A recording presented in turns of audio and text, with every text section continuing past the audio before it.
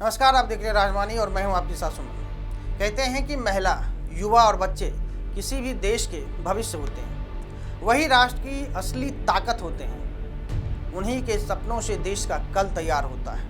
लेकिन जरा सोचिए, अगर उसी भविष्य से उसका अधिकार छीन लिया जाए, अगर उसी बच्चे को यह महसूस होने लगे कि वह इस देश का हिस्सा होकर भी इस व्यवस्था में कहीं गुम हो चुका है, तो फिर विकास के बड़े बड़े दावे आखिर किस लिए तैयार किए जा रहे हैं। आज दुनिया 21वीं सदी में प्रवेश कर चुकी है। इंसान चांद और मंगल पर बस्तियां बसाने की बात कर रही है।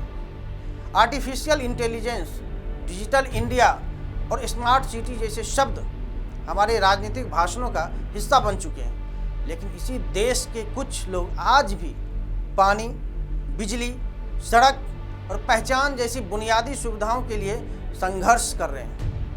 दरअसल उत्तर प्रदेश के बागपत से आई एक तस्वीर बेहद एक प्रदर्शन की कहानी को नहीं बता रहा है, बल्कि वो सच्चाई बयां कर रहा है। यह उस दर्द की कहानी है जो बरसों से व्यवस्था की भीड़ में दबा हुआ है। यह उन लोगों की आवाज़ है जो शायद हर चुनाव में गिने जाते हैं, लेकिन चुनाव खत्म होते ही कहीं भुला दिए जाते हैं। बागपत जिला मुख्यालय पर बीते दिन बागड़ी लुहार समाज के सैकड़ों लोग अपने अधिकारों की मांग को लेकर पहुंचे। इस प्रदर्शन में महिलाएं थीं, छोटे छोटे बच्चे थे, बुजुर्ग थे और उनके चेहरों पर एक ऐसा दर्द था जिसे शब्दों में पूरी तरह बयान करना शायद आसान नहीं है। इन लोगों का आरोप है कि उनके वोट काटे जा रहे हैं, यानी उनसे केवल मतदान का अधिकार नहीं छीना जा रहा है, बल्कि धीरे धीरे उनकी पहचान भी खत्म की जा रही है। सोचिए, जब गरीब परिवार जिसके पास आधार कार्ड है, राशन कार्ड है, घर की रजिस्ट्री है, वह इस देश का नागरिक होने के तमाम दस्तावेज रखता है, लेकिन फिर भी उसे बिजली के लिए संघर्ष करना पड़ेगा, पानी के लिए भटकना पड़े, सड़क और आवास के लिए अधिकारियों के चक्कर काटने पड़े, तो सवाल सिर्फ गरीबी का नहीं रह जाता है, सवाल व्यवस्था की संवेदनहीनता का बन जाता है। प्रदर्शन कर रहे लोगों का कहना है कि बागपत के निवाड़ा गांव में बागड़ी लोहार समाज के करीब 450 परिवार रहते हैं।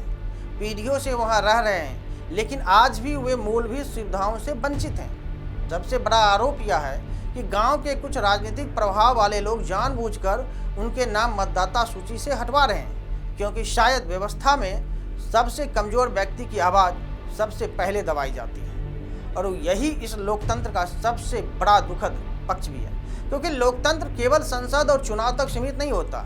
लोकतंत्र तब जीवित माना जाता है जब समाज का सबसे आखिरी व्यक्ति भी यह महसूस करे कि उसकी आवाज़ की कीमत है, उसका अस्तित्व मायने रखता है। लेकिन यहाँ तो स्थिति ऐसी दिखाई दे रही है कि जिन लोगों ने कभी अपने अधिकारों के बारे में खुलकर सोचने के बारे में नहीं सीखा, वे आज अपने अस्तित्व को बचाने के लिए सड़कों पर उतरने को मजबूर हैं। इस प्रदर्शन में शामिल बच्चों के चेहरों को अगर ध्यान से देखा जाए तो वहाँ गुस्सा कम और सवाल ज़्यादा दिखाई देते हैं। शायद वे यह समझने की और समझाने की कोशिश कर रहे हैं कि आखिर उनका कसूर क्या है। क्या गरीब होना अपराध है?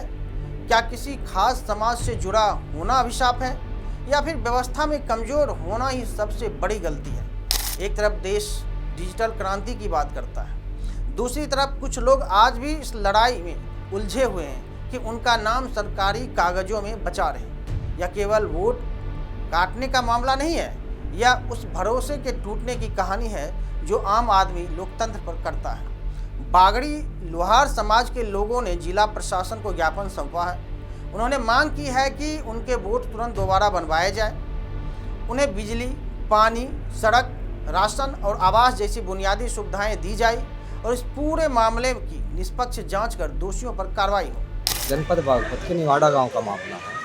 यहाँ बागड़ी लोहारों की बस्ती रहता है, उसमें जो छोटे बच्चे हैं उन्हें तो शिक्षा का अधिकार से वंचित कर दिया, और जो बड़े लोग हैं 18 से ऊपर उन्हें मतदान के अधिकार से वंचित कर दिया। इनके साथ ये बहुत बड़ा दोनों के साथ अन्याय कर दिया गया। उनकी आवाज़ उठाने के लिए आए थे, कई बार पहले भी उठा चुके। डीएम मैडम के पास में मामला संज्ञान में है प्रशासन के, बार बार आश्वासन मिलता जा रहा है, और ना शिक्षा के अधिकार दिया गया इन बच्चों को, ना ही इनको दिया गया मतदान का। इनकी सड़कें, नाली, पानी सब मूलभूत सुविधा से वंचित हैं। तो सरकार से अपील है मुख्यमंत्री जी से कि इनका मतदान का अधिकार और शिक्षा का अधिकार पे ठोस आश्वासन दिया जाए, इनका दोनों मिले। भाई कब तक ये मिल जाएगा। और जो अधिकारी जिनके इसमें कार्यकाल में इनके साथ ये अन्याय हुआ है, उन पर कुछ ठोस कदम उठा के कार्यवाही हो, ये मांग करते हैं। प्रदर्शनकारियों ने चेतावनी भी दी है कि अगर उनकी समस्याओं का समाधान जल्द नहीं हुआ तो आने वाले समय में बड़ा आंदोलन किया जाएगा। सबसे महत्वपूर्ण बात यह रही कि पूरा प्रदर्शन शांतिपूर्ण रहा। लोग व्यवस्था से लड़ने नहीं आए थे, वे केवल अपनी बात सुनाने आए थे। लेकिन यहाँ एक बड़ा सवाल उठता है कि क्या इस देश में गरीब को अपनी बात सुनाने के लिए हमेशा सड़क पर उतरना पड़ेगा? क्या मूलभूत सुविधाएं भी अब संघर्ष के बाद मिलने वाली चीज़ बन चुकी है? क्योंकि जब किसी समाज को बार बार अपने अधिकारों के लिए लड़ना पड़ता है तो धीरे धीरे उसके भीतर व्यवस्था के प्रति विश्वास खत्म होने लगता है और किसी भी राष्ट्र के लिए यह सबसे खतरनाक स्थिति होती है। किसी देश का विकास केवल ऊंची इमारतों, एक्सप्रेसवे और बड़े बड़े भाषणों से नहीं मापा जाता। विकास तब मापा जाता है जब आखिरी पंक्ति में खड़ा व्यक्ति भी सम्मान के साथ जीवन जी सके। आज बागपत से उठी आवाज़ सिर्फ बागड़ी लोहार समाज की आवाज़ नहीं है, यह उन लाखों लोगों की आवाज़ है जो शायद आज भी अपने अधिकारों और पहचान के लिए संघर्ष कर रहे हैं। अब देखना यह होगा कि प्रशासन इस मामले में कितनी गंभीरता दिखाता है। क्या इन परिवारों को उनका अधिकार मिलेगा? क्या इनके बच्चों का भविष्य सुरक्षित हो पाएगा, या फिर यह आवाज़ भी बाकी आवाज़ों की तरह समय के शोर में कहीं दब कर रह जाएगी? आपकी क्या राय है कि क्या देश में आज भी कई समाज मूलभूत सुविधाओं से वंचित हैं? कमेंट करके अपनी राय जरूर बताइए और बने रहिए राष्ट्रवाणी के साथ। तब तक के लिए नमस्कार।